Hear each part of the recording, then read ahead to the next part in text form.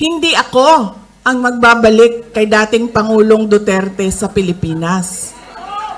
Dahil ang kapatid mo ang nagpadala sa kanya sa Hague, ikaw ang magbabalik sa kanya sa Pilipinas.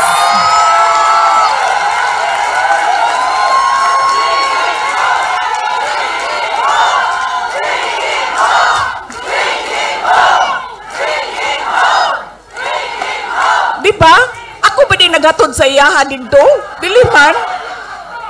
Diba? O, di iyahang igsuon man, di ikaw ang magbalik ana dito sa mua sa Davao.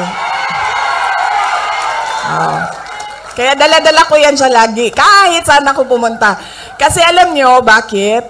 Kahit saan din ako pumunta, lahat ng Pilipino nagsasabi, iuwi mo sa akin. Sinasabihan ako, kahit nung bata sa kampanya namin sa Manila, maliit na bata na pagbaba ko sa stage, mukha siyang mga 8-9 years old. Sabi niya sa akin, ibalik mo si Tatay Digong. Ha? Bakit ako? Ikaw! Diba? Kaya dala-dala ko yan siya. Kahit saan. Para siyang naka-hostage. Bibitawan ko lang yan siya kapag si dating Pangulong Duterte ay nabalik na sa Davao City.